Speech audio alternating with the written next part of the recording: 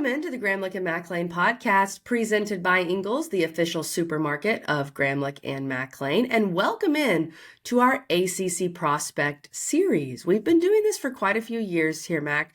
We like to get some of the best prospects from the ACC that are headed to the NFL draft, and just talk about their process, talk about how their school, their program prepared them, talk about where the draft party is going to be. That was a big discussion with Donovan Ezeirauku, who's our guest today, and with Xavier Restrepo, who we're going to have in a couple days. But Donovan Ezeirauku, Mac, what a way to start. I mean, this guy's fantastic. All 4 years at Boston College, ACC Defensive Player of the Year this last year. His numbers speak for themselves. And when you look at what he did at the Combine, Mac, he's really rising up a lot of boards. I mean, this could be a late first-round guy, which is, once you hear this interview, you're going to think that would be awesome, because it couldn't have happened to a better guy in Ezeirauku. No, there's no question. He is truly one of my favorite guys that we've covered. And, I know I probably say that a lot, but that's a good thing, because we have really high-quality people in this league, and we do year after year. But Donovan just gets it. I mean, and you guys will hear, I'm sure you've heard him before, but if you haven't, if this is the first time you've ever seen or heard Donovan, he is fantastic and comes from a great family, very well-spoken, and just a menace on the football field. Like, this guy is a really good player. And you'll kind of hear, some different things about his journey, but also just who he is as a player. And I brought this up. He's not 6'6", 280. He's not that, but he has super long arms, and he uses that to his absolute best ability. And, the production, as you mentioned, KG, it does speak for itself. Like, the numbers are there. This guy can do it, and he's proven it year after year. And for a defensive end to be ACC Player of the Year, Defensive Player of the Year, that's a big deal. And you're doing some big numbers to be able to pull that in. So I love this conversation, with Donovan. We'll get to some of that on the back end. What I want to know, KG, is it's tournament time here in this part of the country. What are we thinking? What are we doing? Because you don't really tailgate basketball-wise, but you're on the couch all day long. You need to have the food flowing, right? Absolutely. I mean, you tailgate in a different way. Some people might, some people might be maybe tailgate following their team around and doing whatever. I think for some of the women's games that I'm doing, when you're hosting at your own gym, you may see some tailgates there. But Mac, what I love when I'm just sitting on the couch watching hoops all day long, cannot wait. I love a really good charcuterie board. Yes. And I love a solid dip. Okay, that's where I'm at. That's what I need. I really don't need much else. That's what I need there. And the weird thing that I like, tell me if you like this, Mac. I'm a huge pickle person. I love pickles. So I always add, I know, I already can see the judgment. I always add a small bowl of pickles to any charcuterie board that I do. That may be weird. I may be getting some judgment, but that's what I love. And I get it all from Ingles, obviously. Yeah, sadly, you lost me at the pickles. Not a pickle guy. On. Khaki loves pickles. So I don't know. I like pickle juice, I guess, when I need it because I cramp all the time, but not just the pickles. I can't do that. But I do love a charcuterie board. Khaki does great charcuterie boards. I would love if she would do like a little small business, get everything from Ingles, and make a little thing. But then, you probably lose the love for it, right? Because it's for money and it's not just what you're doing. But she's the best at it. So, okay, there's the plan. Again, more of the wings, the snacks, the things all day long. Like, you got to keep going. You got to have that fuel ready and waiting, and Ingles can do it for you. So, real quick message from our friends over there, and then let's talk to Donovan. Did you know that Ingles sells more organics than any other store? Or that they run their own dairy? Or that they only serve USDA choice and prime meat? Did you know that they have more local craft beer than any place else? Or that they have Energy Smart stores? Or that they professionally slice and package imported cheese from Europe? Did you know about their giant international aisle, local farm partnerships, curbside pickup, wine department? Or that they donate 3,956 meals a day to local food banks? Well, now you do. It's all in the bag. Ingles, low prices, love the savings. Donovan Ezeirauku, my brother, great to see you. I've been waiting on these interviews. This is one of my favorite things that we do, is because, it's obviously amazing to be able to cover you and cover other guys for their entire careers and, see the development and the growth. But this is kind of the last step, right? Like, this is the handoff from college to becoming a pro and to getting to the NFL, and you are flying through it, my man. So great to see you. How's everything going, man? I appreciate you having me on, and things have been really good, honestly. This is different, They say it's going to be the longest year of my life, longest Facts. season of my life, and I can see it. Coming off of the season, and then getting right to combine prep, and then after the combine, it's pro day prep, and then after the pro day, you can't just go on your visits or whatever the case may be and not stay in shape. You still got to work. But it's been going really good. I'm down here in Fort Lauderdale, Florida, and it's changed in weather from Boston, where I went to school, and New Jersey, where I'm from. So I love it down here, honestly. I needed this weather. It's crazy, it's February or it's March, and it's 80 degrees outside. So Gotta love it. Hey, Florida teams, Donovan's, he's available. He's ready. He's digging the warm weather. Listen, wherever will be a blessing, of course. That's right. That's the answer. Yes, I totally hear that. Well, Donovan, let's talk about, there's so many things we can get into. ACC player, defensive player of the year, your 4 years at Boston College, but what we're coming right off of is the combine, and you killed it. Anything you read and see, people are very impressed with what you did at the combine. Walk us through that process and how you felt it went for you.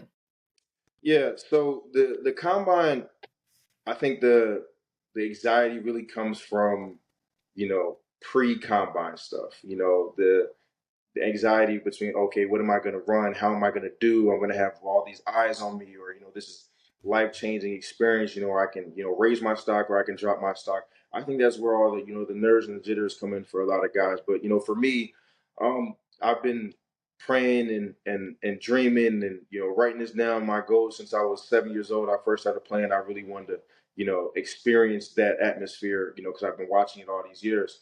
So it was really a blessing for me, and I actually I wasn't nervous. Like I was locked in. I was dialed in. But I was excited to be there. Obviously, I'm here with the top guys. My name is in that group of top guys as well.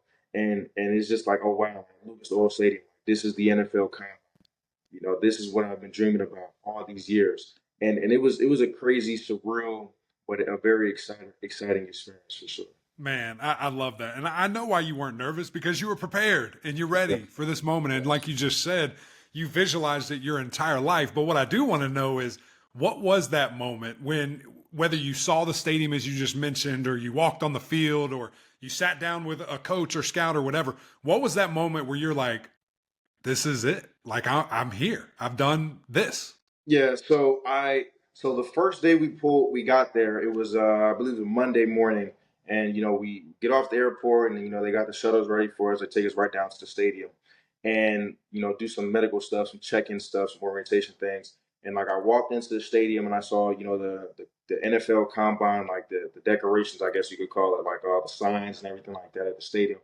And I just took a picture and I posted on my social media, and I was like, thank you God. And that's really like I'm here, but then the lights weren't too bright, you know what I mean? So that's I like you said, I was very prepared. And at the end of the day, like, the meetings and the talking and the interview stuff, I'm solid at, but we're here to play some football and do some drills.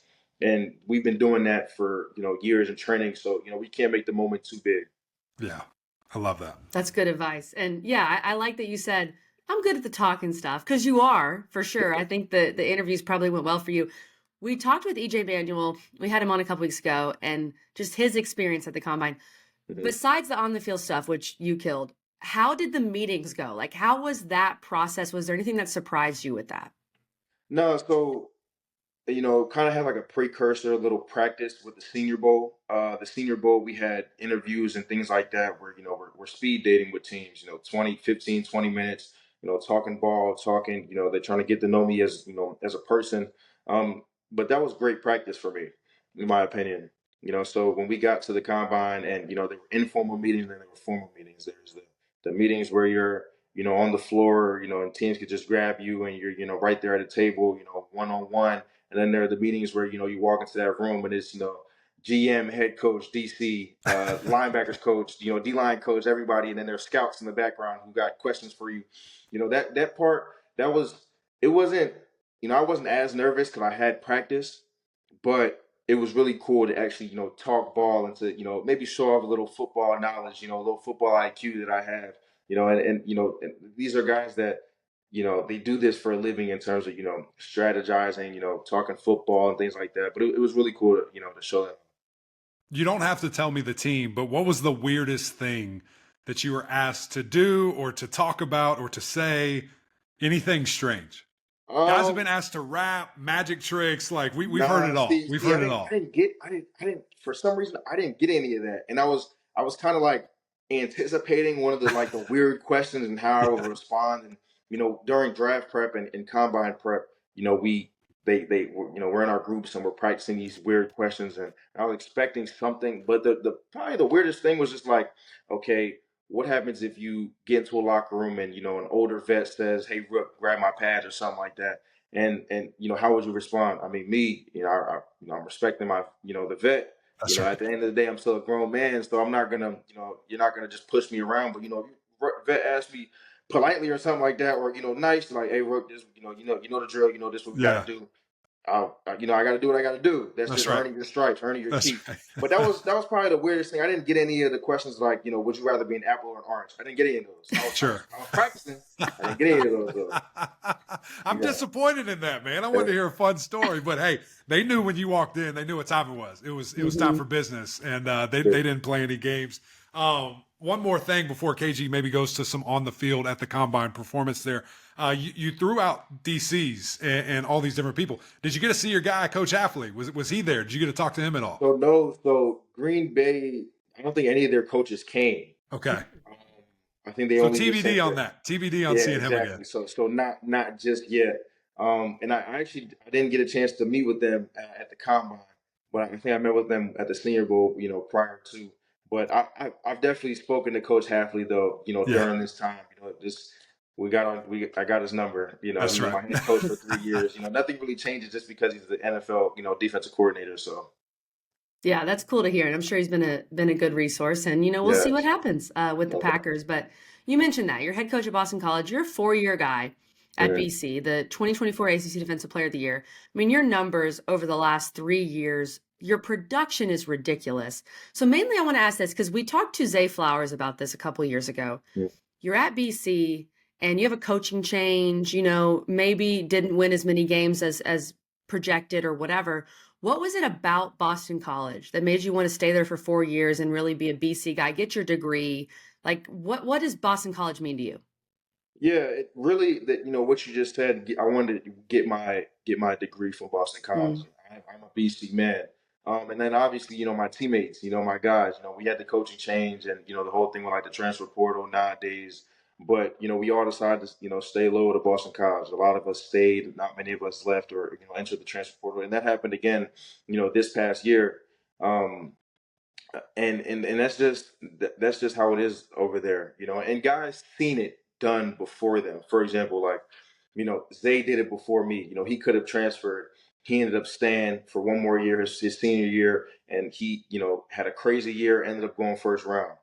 Zion Johnson potentially, he stayed, after coming in from a different school, and he stayed, trusted the process. He ended up going first round. And then me, God willing, that first round is calling my name, and I'll be seeing my phone ring on, that night one as well.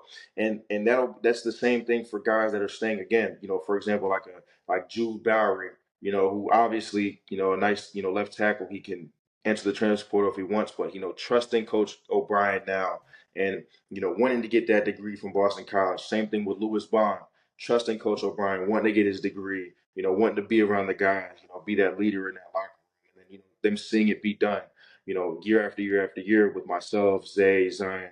That prompts guys to want to stay, of course. Yeah, I love that. It's a bit of a blueprint, and it's proven that it can be done and that you have the opportunity to do it. You just have to put in the effort and make it happen.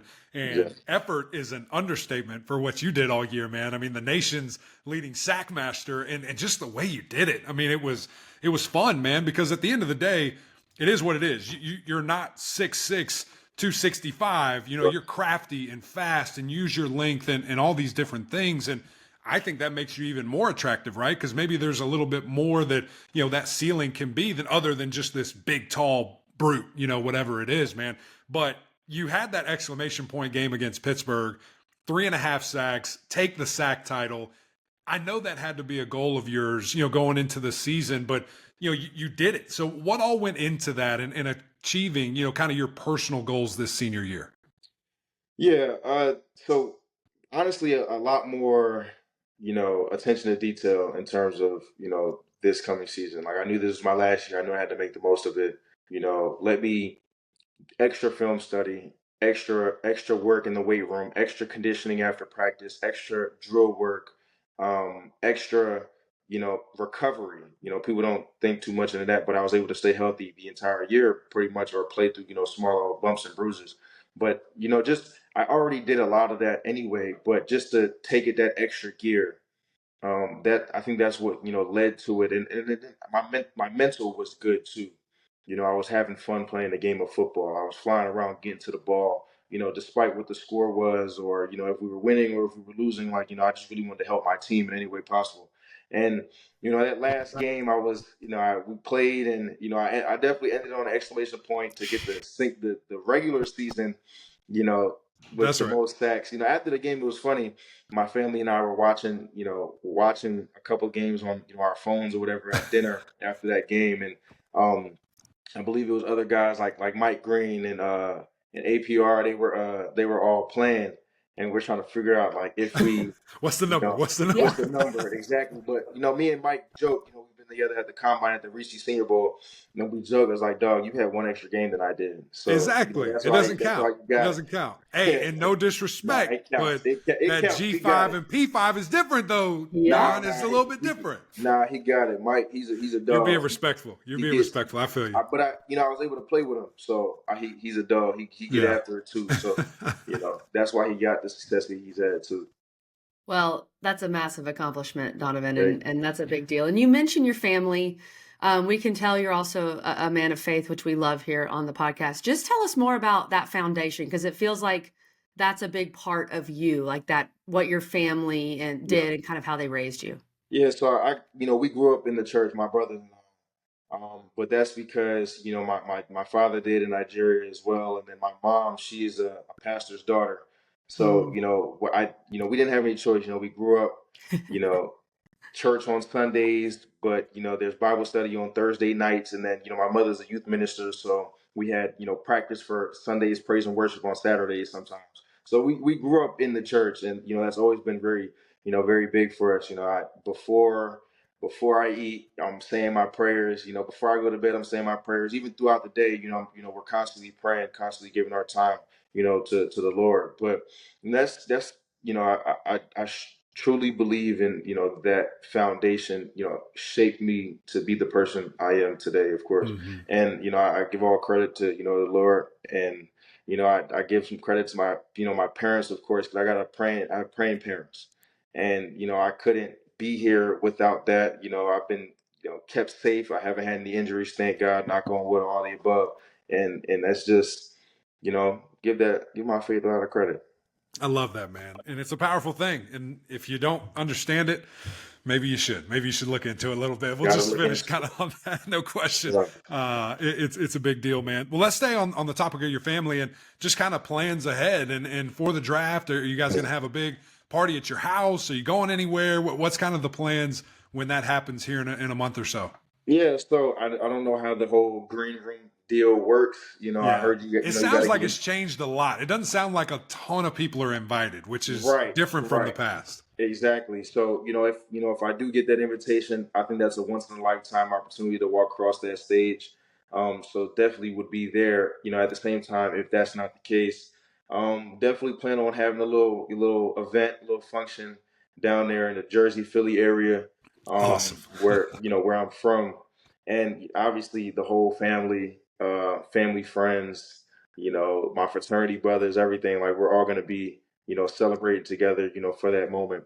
Because it's a huge moment. It took a village to, help me get here. It's not Yeah. just, my power alone, and, from the support of just my family. Of course, they supported me a lot, but it's the support from everybody, even from, my hometown, Williamstown, New Jersey. I know they're having something at our local Applebee's. Come on. I've Come heard. on. Hopefully I didn't spill the beans too early, Oh, but no. I'm pretty sure they're having a little watch over there as well. So it'll be a very exciting time, and I'm just happy I'm continuing to make everybody proud from where I'm That's from. amazing. Well, hey, if you hear wind of that, we need to cut that out. Just shoot me a text and we can edit that for you and we I can keep got it a you. I got secret. You mentioned your fraternity right there. I want to hear about that too, and just the decision to join and how that process was being a football player. I mean, you. it's hard, right? Because that takes a lot. And then on top of you're trying to be the best at what you do on a football field. Yeah. I know many of guys that have done it, but not too many that are football players. Right. So actually, it's a lot of members. I'm part of Omega Psi Phi Fraternity Incorporated, and it's a lot of football players, especially in the NFL, that are in the same fraternity as Hmm. well. Some things going on right now in the news, but that's not. It's a not the best part, but it's a very strong and a very good fraternity. We pride ourselves on being black men in the community who uplift and lift as we climb. We're not just trying to you know do better for ourselves. We're trying to bring everybody up with us. We believe in friendship is essential to the soul. So I might have somebody I've never met in California, but because we share that bond, we not that we're automatically best friends, but we share a common bond, and it really helped me a lot. Help grow me as a young man, Hmm. which is also a mission as well.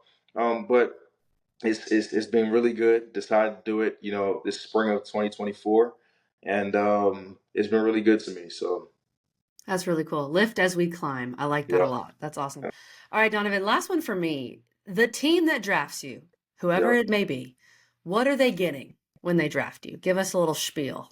Yeah, first, on the football side, they're getting an athlete, somebody, who can, rush the passer, but I'll do whatever the team needs me to do at the end of the day. So if I need to drop back, that's exactly what I need to do. And I can do that. I have those capabilities. Somebody who works hard, but at the end of the day, like a great person, in the locker room won't be a problem off the field.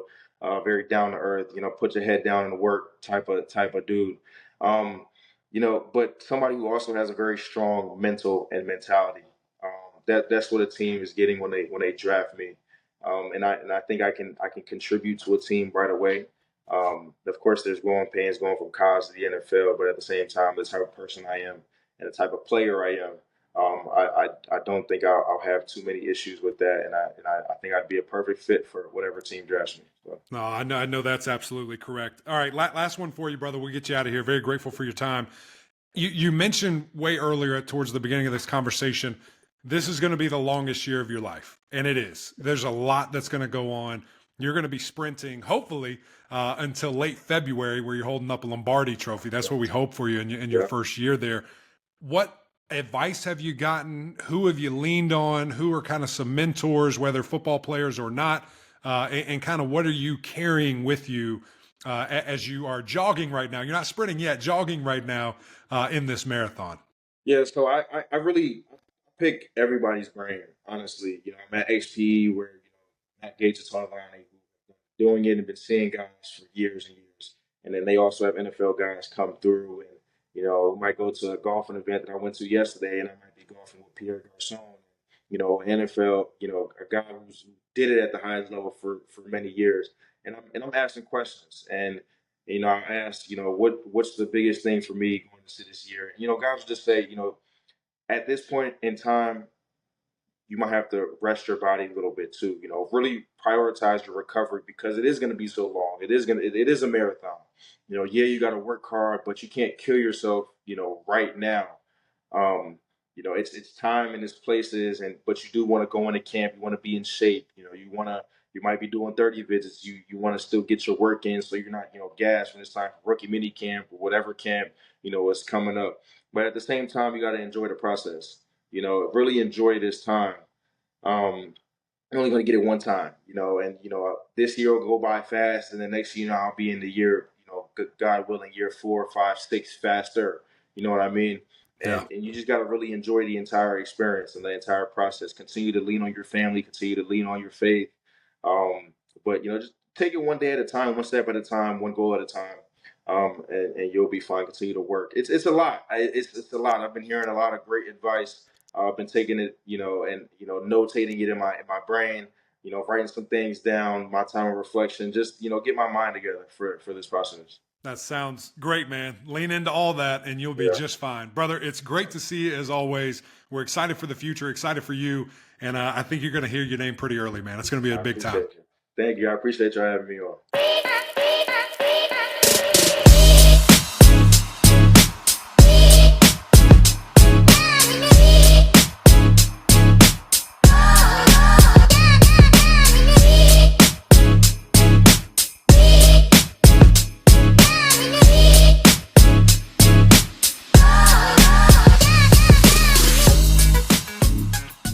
Thanks again to Donovan Ezeirauku for joining us. What a great interview. Truly wish him all the best. Super excited to see where he ends up, Mac. We talked about and alluded to his numbers. Okay, just take these in, okay? His last 3 years, we talk about production. Like some guys are drafted on potential, right? Not necessarily production. Ezeiruaku, I think, will be drafted on both, but you look at his production the last 3 years at Boston College, 44 tackles for loss, 37 sacks, 4 PBUs, 8 forced fumbles. And the thing to remember about a player like Donovan Ezeiruaku, I mean, you know, he had a situation this past year where Tommy Castellanos leaves. They've got a whole new quarterback, like, who knows what they're going to do offensively. I mean, the defense had to do a lot. Yeah. Right? Yeah, so they did. I think you've seen a guy who has been able to play with a lot of different situations and just continue to be productive with different teams. So, I mean, those numbers speak for themselves, Mac. No, they really do. And, you know, I think, again, I allude to it at the front. He's not this overwhelming guy physically, right? So he has to make up for it with moves, speed, explosive nature, and he's got it. He's got a lot of tools in his bag, and you hear those numbers. I mean, that's crazy. 37-something sacks in 3 years. That's a lot. I mean, that's a productive guy that knows how to get to the football, knows how to get the football out when he gets there, which is a huge deal, creating turnovers, creating extra opportunities for his team. And I love that. And I'm fascinated in, you know, we're going to talk about with a lot of these guys fit. Like, where do they fit? What is best for them? You know, because now it is your job and you're doing your thing at the highest level, getting paid, this and that. And, you know, is he going to be more of a linebacker? Is he better for a 3-4 team where he can kind of be that edge outside linebacker guy, drop back a little bit? But at the end of the day, you want him rushing the passer, right? And you know, I see some of the knocks that people write and they say, well, he can get physically overwhelmed. You know, what does that mean? Okay, yeah, if there's a 6'8", 350, sure, who's not getting physically overwhelmed by that? But he has the skill set, he has the slipperiness to get away and get out from that guy. And he's proven that time and time again. And you say, well, you know, he can't, you know, defend the run as well. I don't need him to defend the run. Yeah. I've got other people for that. I need him to get the ball, get the quarterback, and do what he does best. So I do think that throughout this process, you know, people are so nitpicky and try to find, which, okay, great. You should, because you're investing millions of dollars into these guys, especially when you draft them as high as the first round. But at the end of the day, he's a guy that I can see playing for a very long time. He's a pro's pro. He understands taking care of his body. He understands doing what he needs to. And at the end of the day, that's a really important thing. So does he sneak into the back 5 picks of the first round? I think he's going to. I think he's that attractive as a prospect. And, you know, you and I kind of talked about this off cam. We kind of touched on it a little bit, you know, with Donovan. The Packers DC, that's his old head coach. And they've got a pick back there. I think it's 24, maybe 26, somewhere around there. I would not be shocked at all if he ends up in Green Bay. That's a great point, Mac. Jeff Hafley with the Packers, of course, and he's Ezeiruaku's old head coach, so that's fascinating. I also loved what Donovan said about staying at Boston College, that there's like a blueprint there to be a first-round pick and to go high. When you look at Zay Flowers, you look at Zion Johnson. So that's something I think BC really needs to tap into with Bill O'Brien, and hopefully they do that because, I mean, think about in the ACC, outside of like Clemson, Florida State last year, Miami. I mean, who else is putting guys in the first round more consistently than BC? Right, which is crazy to just think about. But they do. And when they get there, they're also good. Like they stick. It's not like there's this bust factor. You've got a run of really good guys. Oh, by the way, Chris Lindstrom from a couple of years ago, the highest paid guard at a time. Maybe not quite right now, but it's just they put out dudes. And when they do, those guys stick, and they're really good players. So I think Donovan Ezeiruaku's next up. I've been thinking that for quite some time, and it's going to be fascinating to see where does he go, how quickly does he get on the field and continue to do his thing. For sure. All right. Up next in our ACC Prospect Series, we're taking a trip down to Miami, South We're Florida. getting some miles in. We're going from Boston to Literally. Miami. Literally, because X joins us. He wasn't driving. He was in his car, but he wasn't driving. I could tell he was a passenger, so just going to put that out there. So we'll have Xavier Restrepo coming out Wednesday, so make sure you guys check that out. Cannot wait. Another favorite of our podcast. Been on the show many times, and he was fantastic. But big shout out to Donovan. Grateful for his time. Excited for his future. Everything that he's going to do. And Boston College fans, get ready. Get ready to buy some jerseys wherever we're going. I think it's going to be green and gold, but we'll see. We'll revisit once that happens. So grateful for him again. As KG said, tune in Wednesday. More stuff coming. Can't wait for all these prospects down the line. Appreciate you guys. Need you to go subscribe. Jump over to the channel if you haven't already. If you're listening on another platform, join this journey with us. It is so much fun. Get in the comments. We love to hear from you guys. Tell us where you think he's going to go. Are we crazy to think he's a first rounder? I don't think so. But let us know your thoughts on there, the experts over there on YouTube. Appreciate you guys as always. Until next time, we'll see y'all.